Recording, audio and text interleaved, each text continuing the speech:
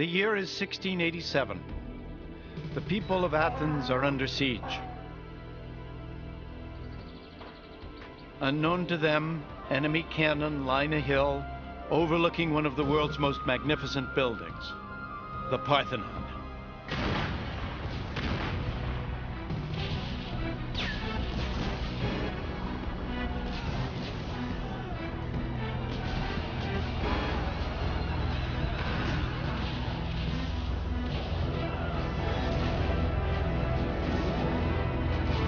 Tragically, the Parthenon had been used to store, of all things, gunpowder. One of the most beautiful buildings ever conceived, it was almost completely destroyed. For 2,000 years, the Parthenon has stood overlooking Athens, recalling a remarkable moment in history, the Golden Age of Greece.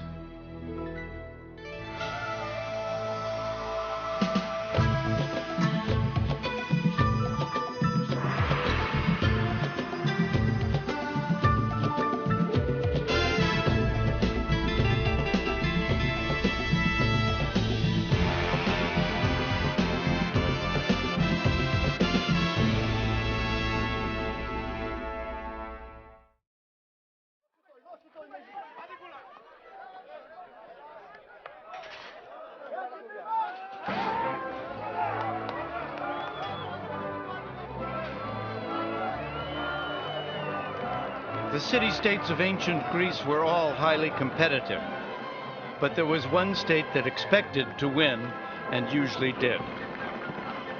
It was the powerful, brilliant, daring city of Athens.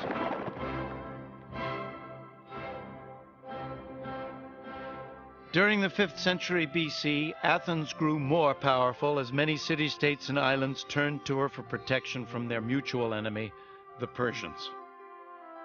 And so the Athenian Empire was born. The Acropolis in Athens represents a pinnacle of achievement in the history of Western civilizations, an extraordinary outpouring of creative excellence that derives from one century, the 5th century before Christ. These magnificent buildings symbolize the collective inspiration of a people with a passion for perfection. The historian Plutarch wrote, "So the buildings rose, as imposing in their sheer size as they were inimitable in the grace of their outlines. Since the artists tried to excel themselves in the beauty of their workmanship, each of them men supposed would take many generations to build, but in fact the entire project was carried through in the high summer of one man's administration." That one man was Pericles, leader of the Athenians.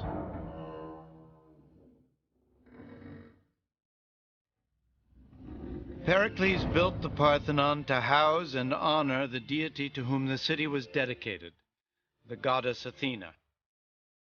In her hand was a 6-foot statue of Victory. Adorned in gold and ivory, Athena soared 39 feet high. Pericles came to power in 461 BC. Athens flourished as few cities ever have. Pericles paid for the magnificence of all of Athens out of taxes collected from other city-states in return for protection. Ours is no workaday city. No other provides so many recreations of the spirit. Our love of what is beautiful does not make us soft. We regard wealth as something to be properly used rather than as something to boast about. To me, it's wonderful that in the age of Pericles, they would take what was a huge amount of their gross national product and pour it into buildings, into a great Parthenon, into architecture that has influenced the history of architecture in the West for centuries beyond. What the Acropolis and the Parthenon were saying to the world was that we are Athens, we are the top, we have this goddess whom we revere, who looks after us under all circumstances, and for whom we are going to build the most magnificent and enclosure we can imagine. And it was a mark both of respect to the goddess and a way of showing the other Greeks that in this constant struggle, this constant competition, Athens was the best.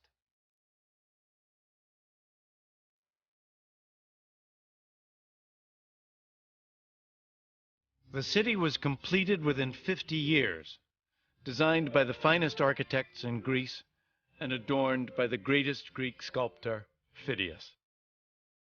It was a workforce that brought together the best craftsmen from all over the Mediterranean. Athens buzzed with new energy and, most of all, new ideas.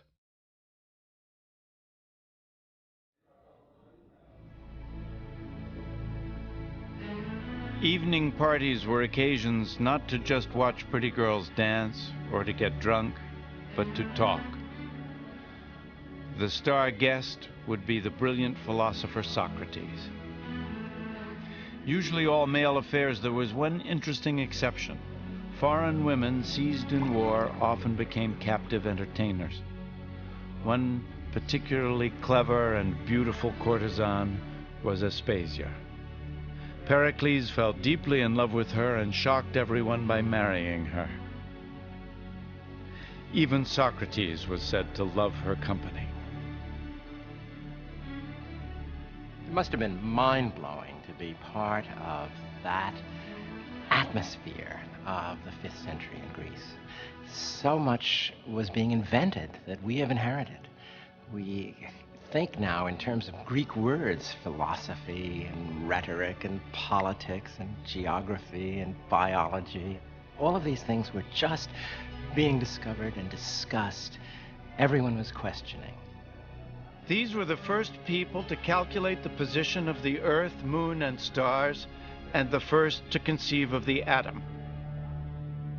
The classic age of Greece produced some of the world's greatest and most original minds. The philosophers Socrates, Plato, and Aristotle, the mathematician Pythagoras, the poet Pindar, the playwrights Aeschylus, Sophocles, and Aristophanes, the historian Herodotus, and the father of medicine, Hippocrates. These were some of the greatest minds that have ever lived, and they were all alive in this small town, more or less at the same time.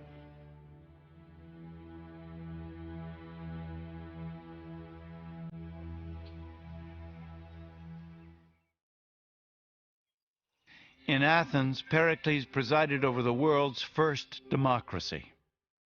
Although only the 30,000 male citizens had the vote, all officers of the city were elected, and their deliberations were held in public. It was an idea that outlived the kings and tyrants of succeeding centuries to emerge again in the democracies of the modern world. Our founding fathers knew Latin and Greek. They read the authors. They understood the classical tradition of a rule of law against tyranny. I never cease to be amazed at the originality of the Greeks in inventing, really, democracy as we know it. It didn't exist before. There were tyrants and tribal leaders, but public participation in governance, in decision-making on the part of citizens, started really with the 5th century in Athens. Particularly under this extraordinary leader, Pericles, there was an opportunity for citizens to participate. It wasn't we, they. Everyone had to do it. Everyone had to give part of their time to be experienced in government. And you had majority rule. You had public debate. Everybody got into the act.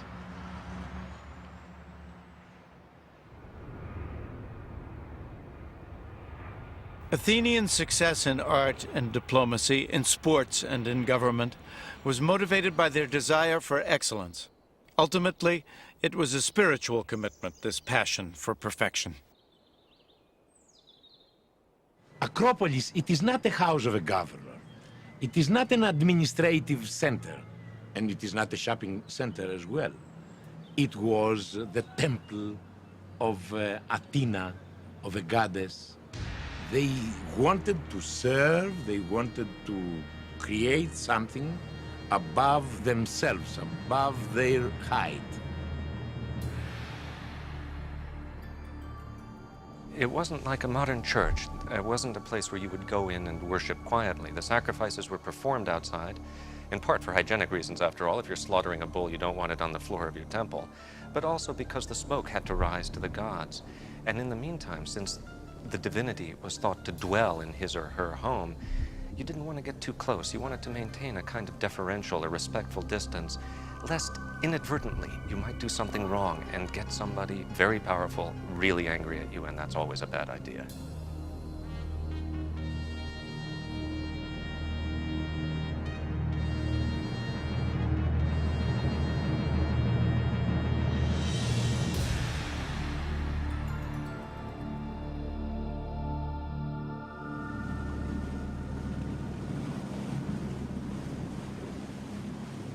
In 1928, off the northern coast of the Greek island of Euboea in the Aegean Sea, a small boat was looking for sponges.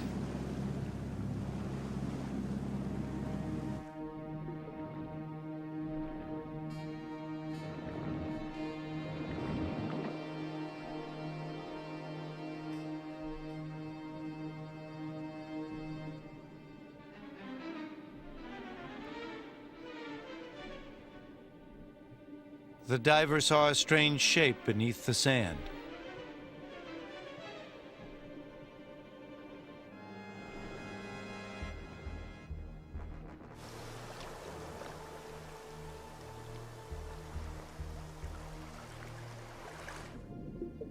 He had discovered a classical Greek statue that had sunk with the ship carrying it nearly 2,000 years before.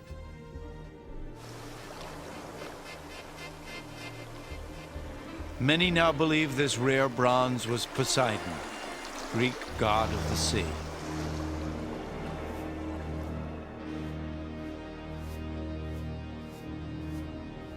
The magnificent statue was one of hundreds stolen in the 1st and 2nd centuries AD by the Romans. Gods like Poseidon were thought to have a very real power over the lives of ancient Greeks.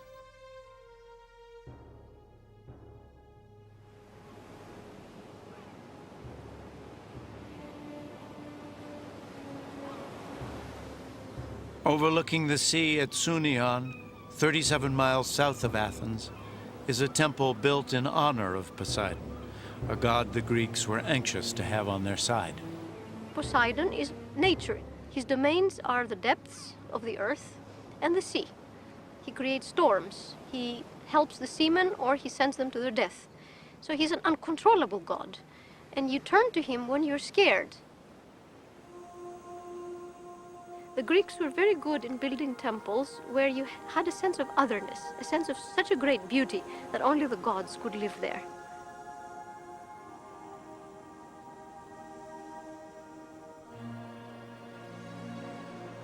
Up on Mount Olympus lived the pantheon of Greek gods. There were gods for everything: love, fertility, wisdom, anger, jealousy. But one Greek god stood above the rest: the all-powerful Zeus, ruler of the world and of the gods themselves. These gods were not imagined as spiritual beings. They had very human characteristics and were known to interfere in the lives of humans on the slightest whim. They could be rational and helpful, or mischievous and vindictive. Anyone who offended them could expect terrible vengeance.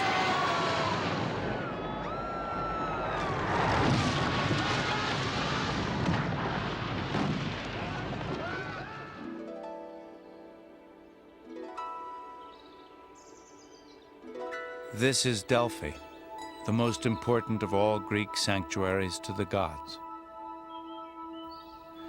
This temple was dedicated to Apollo, the god of knowledge, light, music, and healing.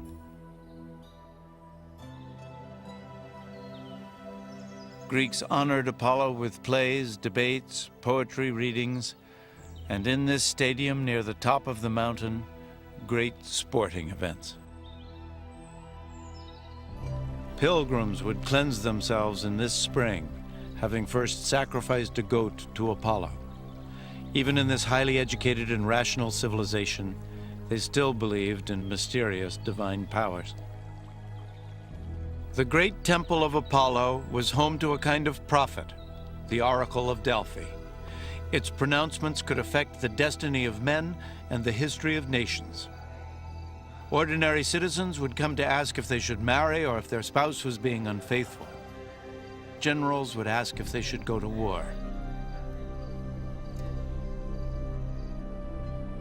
A priest took their questions to the oracle, or Pythia, as she was called. The medium was an ordinary local woman sent into a trance often by chewing hallucinogenic leaves.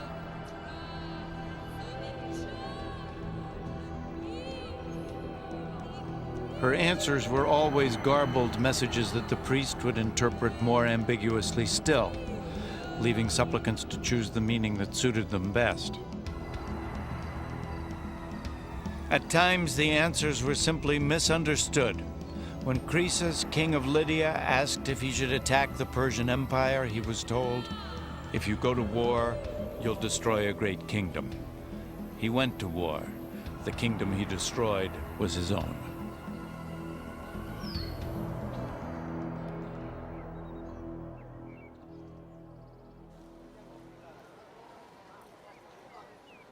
Greek sanctuaries were bursting with life, and we shouldn't imagine them as pristine with their white temples and clean-robed priests. There were vendors there, there were musicians, there were camping grounds around the temples, so everything was full of life. Thousands of people came to Delphi every 4 years for a 5-day festival. Moving up the sacred way to Apollo's temple, passing 3,000 statues, and treasuries filled with the riches of various city-states. Pilgrims were expected to offer whatever they could afford. It was even said that King Midas sent his own solid gold throne, all in the name of honoring Apollo. But it was also at Delphi that another unofficial ritual took place, honoring not Apollo, but a very different sort of god. In winter, it's said, women would climb Mount Parnassus directly behind Delphi and perform wild dances in honor of Dionysus, god of wine. They were called Maenads. It was one of the few opportunities for women in this highly ordered society to follow their instincts and abandon all inhibitions. Maenads were followers of Dionysus, so to say, liberated women who leave the household and go out in a completely female bond atmosphere. And they do dances and picnics, probably harmless things, but because they do it by themselves, the male imagination made them do monstrous things. They thought that they were fornicating and having orgies and eating raw meat and so on. Such private rituals later became public events and the beginnings of what we now know as theater. All drama originated as part of religious festivals. And they had the god Dionysus, who was the god of everything delicious. And people used to go out and celebrate. And this led to poetry, the dithram, and then they introduced male figures in masks. And gradually you got what we now think of as tragedy and comedy. This amphitheater at Delphi is one of hundreds built by the ancient Greeks. Here, plays were produced that are still performed today. Many were about women. Elagabalus is a well-known Greek actress who has played most of the female roles in the classical plays.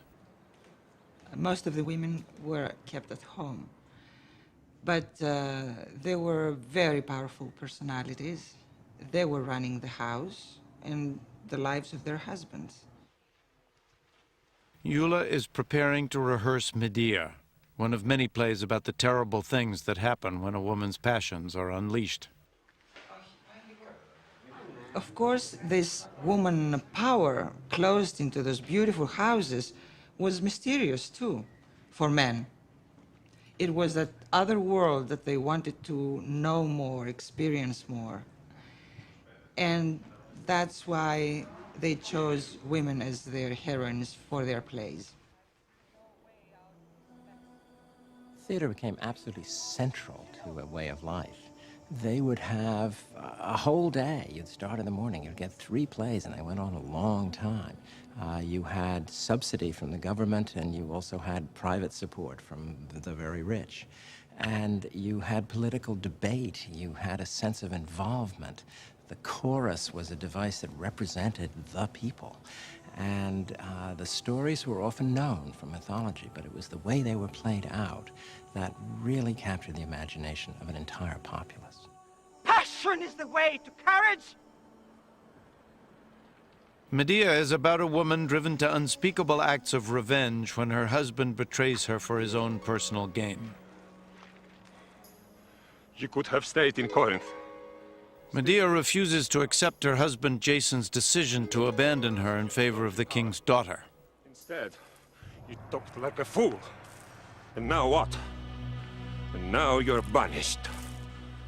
The tragedy of Medea is that she gives up everything for Jason.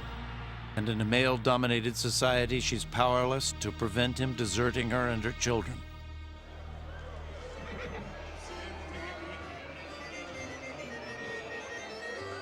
Traces of that tension between men and women can still be seen in Greece today. This, too, is a society dominated by men. Men committed to demonstrating their masculinity.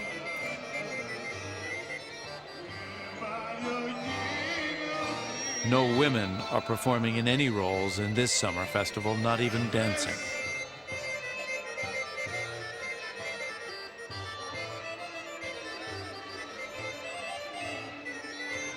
Men do whatever they like, the women remain passive bystanders.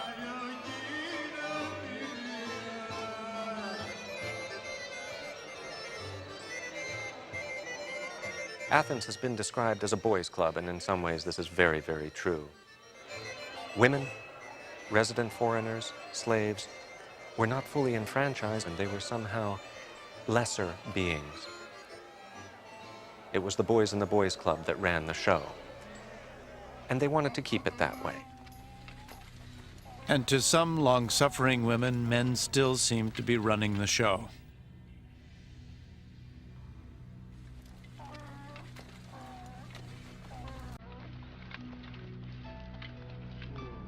Coward. I saved your life, and every Greek aboard the Argo knows it. And after I endured all that, you crawl to another woman.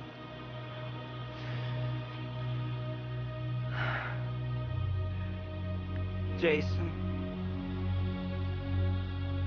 where am I to go?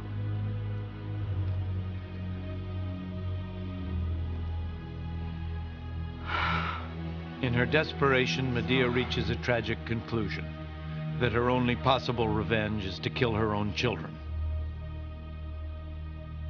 Well, you take a play like Medea, which so speaks to a society now in which divorce is rampant, in which men and women get so angry at each other, in which child custody is an essential issue, and you see it played out with an intensity of emotion that absolutely brings you to tears.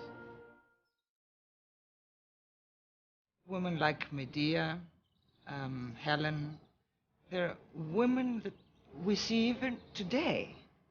We women, we have today the same problems. Problems with the relationship with men, in our family with husbands.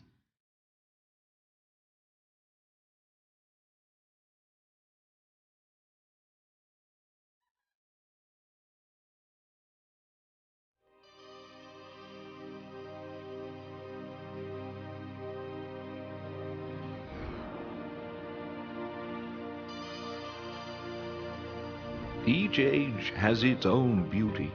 A youth that lies in the possession of a body able to endure all kinds of contests, whether of the race course or of bodily strength. While the young man himself is a pleasant delight to behold. To the Greeks, a beautiful body was as important as a brilliant mind.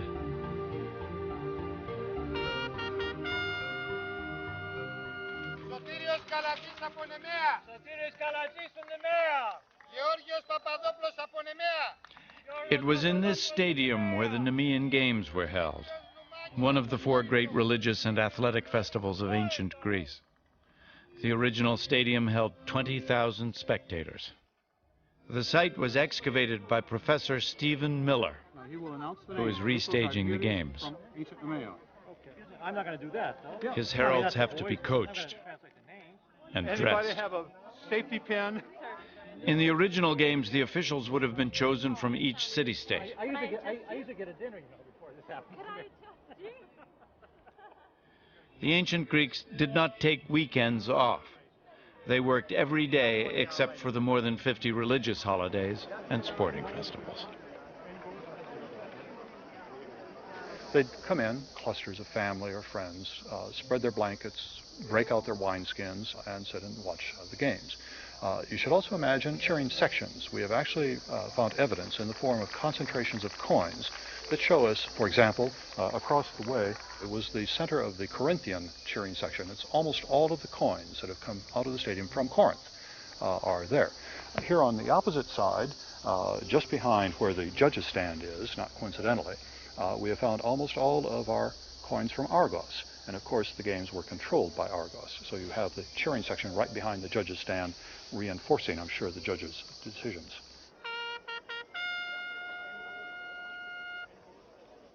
At the stadium site, Miller made a remarkable discovery, a starting line with holes in it. From this, he reconstructed the ancient starting mechanism, the Hisplex. I think you can hear the torsion. And what we have is a mechanism that, like the elbow when the arm is straight up, falls forward. And I think it's important to listen to the smack that it makes when it hits. Ropes were held in front of the athletes by posts that an official would drop, simultaneously releasing the competitors. Okay, ready, set, go. Originally, athletes competed in the nude and women were excluded from the games, but one woman, determined to see her son compete, dressed up as a male trainer. When her son won, she jumped over a fence in her excitement. All was revealed. After that, even trainers were required to be in the nude. Long jumpers carried weights that would thrust them forward and were jettisoned before landing. In this way, they could add up to a foot to each jump. Winners won no prizes other than laurel or wild celery wreaths.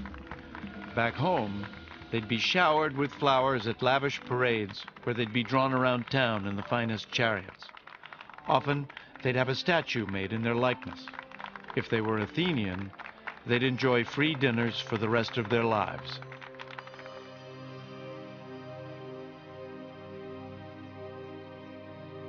The most important games in Greece were held every 4 years in this valley, at Olympia.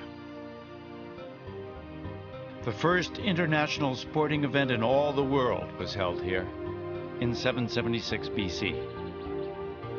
The Greeks were the first to elevate athletics to the status of serious competition. Even our word athlete comes from the Greek word athlos, or contest.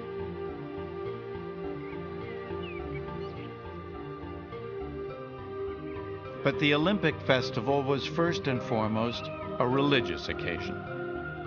As many as 100 oxen would be sacrificed here, on an altar in front of the temple of Zeus. Its interior was dominated by a gold-clad statue of the god. Before it, every Greek athlete had to pray before he competed. At the entrance to Olympia was the gymnasium where athletes trained, and the office of the organizing committee who decided on an athlete's moral suitability to compete. A hotel for VIPs was built around an elegant fountain. At the far end was a mini United Nations. States were required to cease all hostilities during the games and met here to work out their differences. Central to everything was the great temple of Zeus. You didn't go just for the athletics. You went for the religious festival. You went to sacrifice to Zeus. You went to talk to people you knew from Argos or Sparta or Athens or Thebes. Herodotus might come and read the latest chapter of his histories to see if it was going to sell. Pindar was waiting in the wings for an athlete to win so he could get a commission to write a poem. Myron the sculptor was here hoping to get a commission to do a sculpture of the victorious athlete.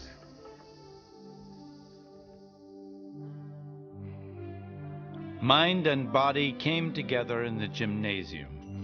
This was a place for conversation and learning as much as for exercise and wrestling.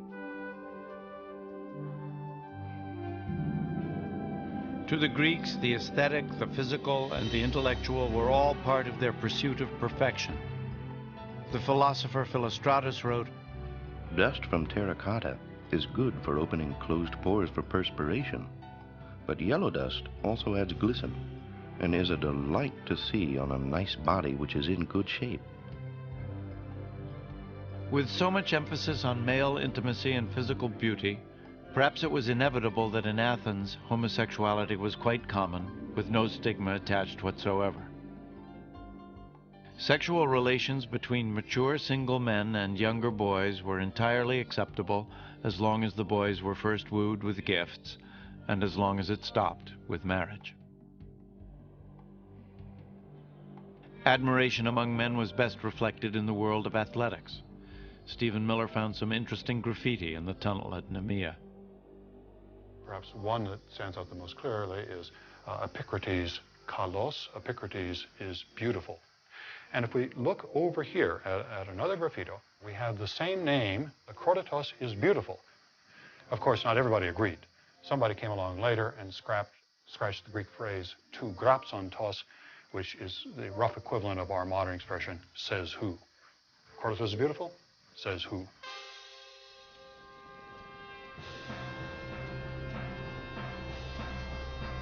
The Olympic torch still glows today, if not always with the same strong, clear flame that inspired those athletes 2,500 years ago.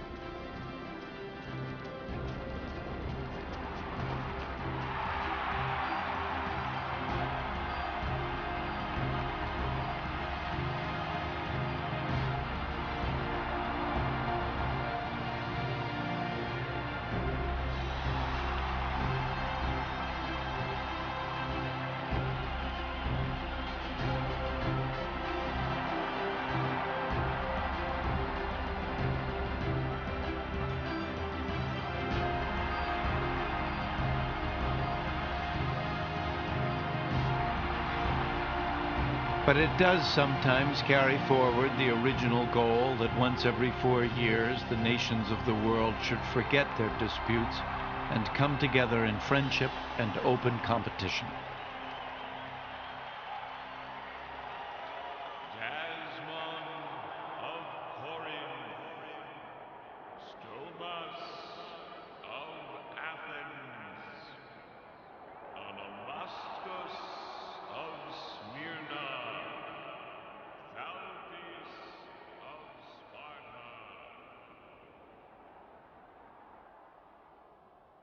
The Athenians tended to dominate in sports and just about everything else, but their winning streak couldn't last forever, and fate was preparing to deal some cruel blows to this society which had risen so high and achieved so much.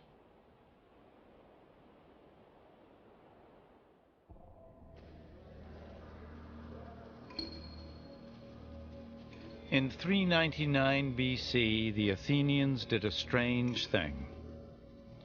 They put their wisest citizen on trial.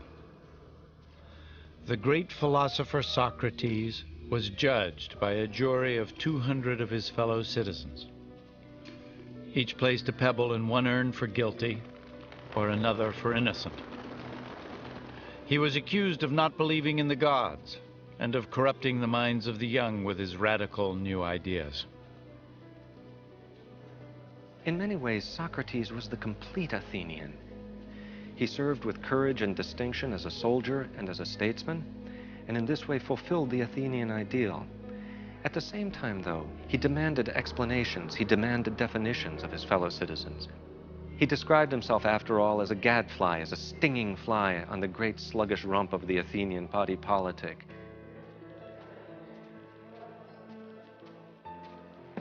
Socrates was found guilty. He was sentenced to death by poison.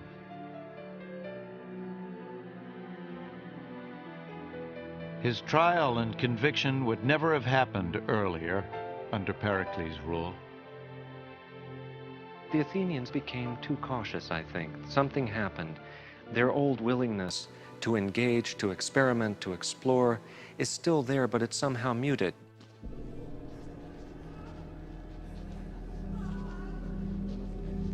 The change in Athens had its root in events decades earlier.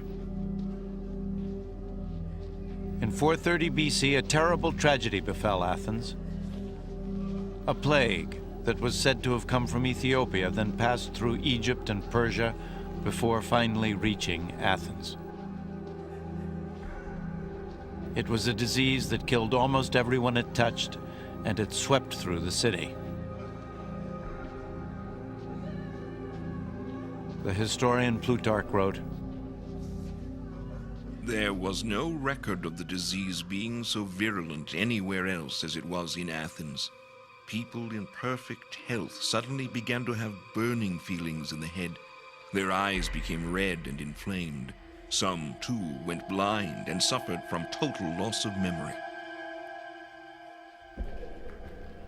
Pericles' own sister, and then to his horror, his son, caught the plague, and he was already burdened by a disastrous war with the Spartans.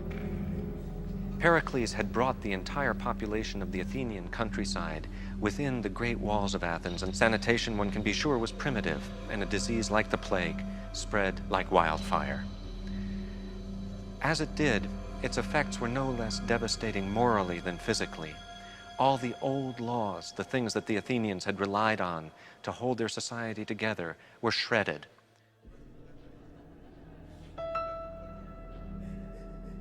People came into temples to die, or worse still, brought their own dead in and left them there. The horror, I think, is really, to us, almost unimaginable.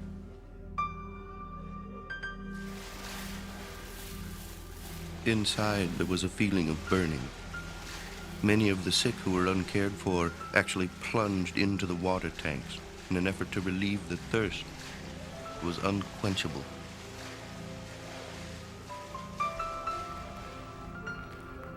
The plague affected Pericles in two ways. First of all, politically, because the Athenians blamed him for it. And for the first time in 15 years, he was not elected to the office of generalship that he had held for so long. Shortly thereafter, he himself caught the plague and died. And with the death of Pericles, a certain style of leadership died as well.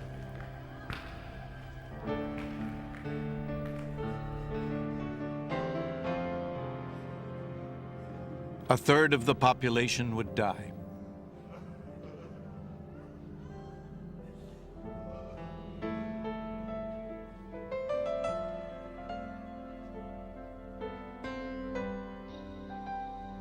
Without Pericles' leadership, the Athenians were lost.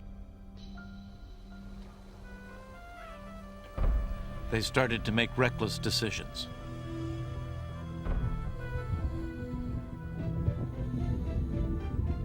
For half a century, Athens battled Sparta for dominance over Greece. The decisive battle would be fought not on Greek soil, but in Sicily. Athens sent a fleet into battle, but the highly trained Spartan army sided with the Sicilians. The Athenian navy was destroyed in a series of disastrous sea battles, and in 404 BC, Athens was utterly defeated. I think finally the Athenians lost the great war against Sparta because they did overreach themselves. The Spartans repeatedly offered terms of peace, but here's where that old Athenian aggressiveness comes into play as well. The Athenians simply couldn't allow themselves to accept terms of peace from Sparta.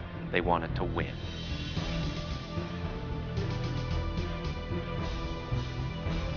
The defeat of the Athenians in Sicily left Sparta as the dominant power in Greece.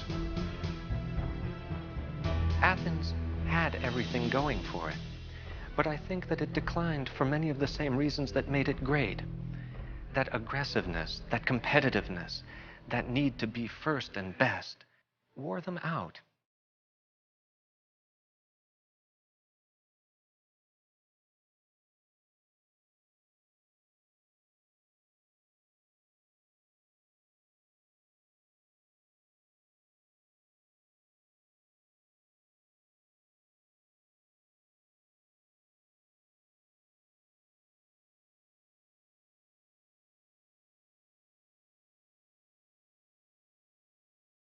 The goddess to whom the Athenians turned for protection was powerless to help them.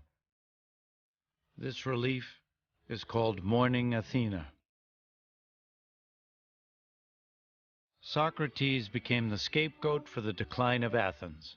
In prison, his friends offered to help him escape, but he refused. Plato wrote, He said he had lived in Athens all his life. For 70 years he had been content with the city and its people. Why should he now run away from it like the lowest slave? The hemlock leaves were crushed.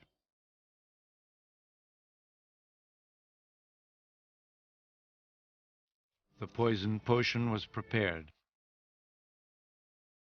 Socrates really does embody Athens at its best in some ways.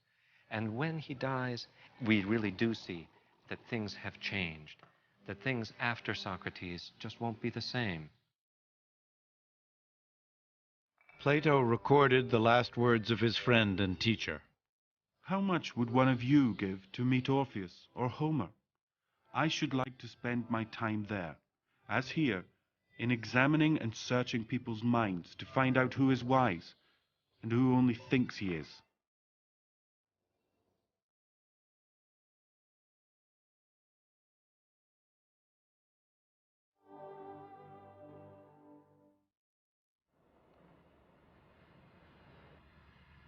Socrates' ideas live on to this day, but over time his beloved Athens became part of other empires. The Macedonians, the Romans, the Ottoman Turks. In 1971, its crowning glory, the Parthenon, was discovered to be in danger of final collapse. Today it is being restored, not to its former splendor, but as a magnificent ruin worthy of the civilization it represents. The pieces of marble so cruelly shattered by cannon fire are being painstakingly cleaned and carefully reassembled.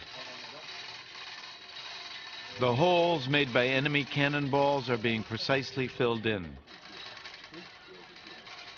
The restoration will take even longer than the 15 years it originally took to build the Parthenon.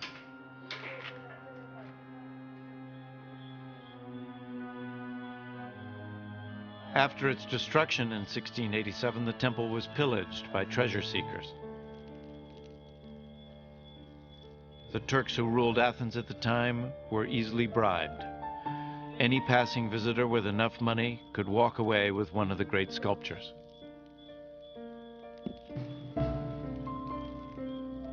Heads and limbs were severed from bodies to make even more saleable items.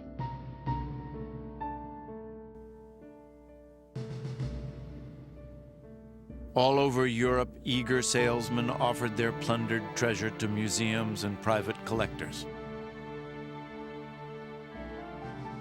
When a young English aristocrat, Lord Elgin, arrived in 1803, this was the situation he felt justified his removing any remaining sculptures.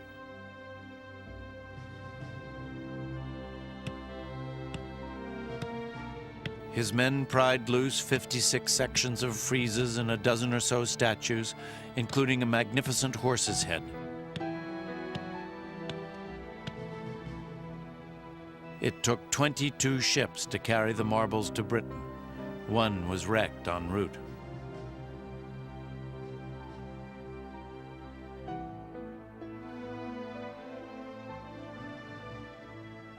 The Elgin marbles from the Parthenon are exhibited in the British Museum.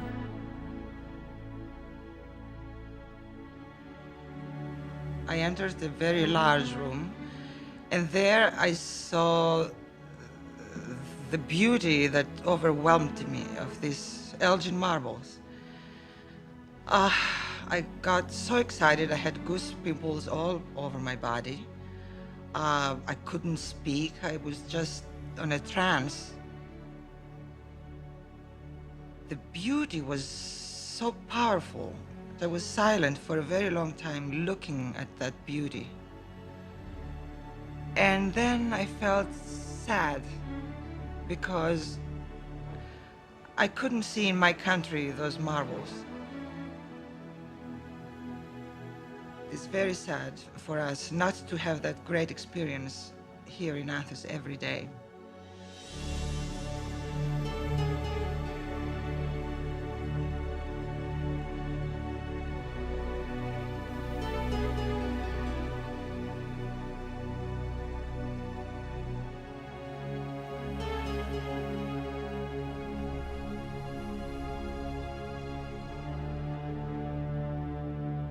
We need to see Parthenon, to see Acropolis, to touch it. It is a reminder of what we have achieved. The exercise of reaching to the perfect was done. And if we can assume for a moment that all these ruins, remnants, are disappeared, erased from the earth, it would be like a universe without the Fifth Symphony of Beethoven, for example. But there is a quality more durable even than stone in the legacy of Athens. This was a city whose brilliant light shone so powerfully that it defined Western intellectual thought for centuries. It is hard to go down a street without seeing some vestige of our enthusiasm for a Greek way of life. And we forget that way of life at our peril. It was so effective and so courageous. It's extraordinary that a society of only 70,000 Athenian men and women who lived 500 years before Christ could influence the world so dramatically. The democratic spark they lit blazed again 2,000 years later to affect the lives of people all over the world. This, then, is the kind of city for which men who could not bear the thought of losing her nobly fought and died. Mighty indeed are the marks and monuments of our empire which we have left. Future ages will wonder at us as the present age wonders at us now.